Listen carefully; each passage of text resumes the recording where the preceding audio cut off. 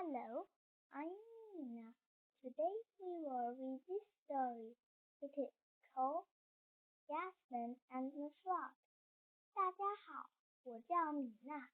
今天我们要读这个故事，叫《Jasmine 和洪水》。Jasmine couldn't sleep. The rain was so Jasmine 睡不着，雨吵醒了她。Jasmine went downstairs. Jasmine 下楼了。Oh help! She said. 哦，救命！她说。Mom and Dad came downstairs. 妈妈和爸爸下楼了。Oh help! said Dad. 哦，救命！爸爸说。The shop was flooded. 商店被水淹没了。Everything was wet. 一切都是湿的。What a mess! said Jasmine. 真是一团糟。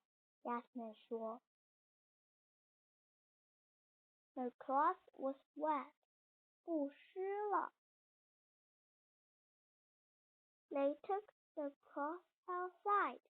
他们把布放到外面。Hang it up to dry, said Jasmine. 把它挂起来晾干。Jasmine 说。Everyone helped. 大家都来帮忙。The sun came out. 太阳出来了。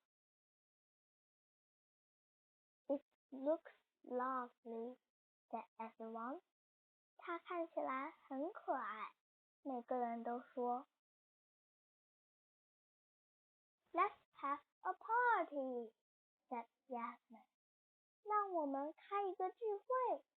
Jasmine 说。Everyone was happy. 大家都很高兴。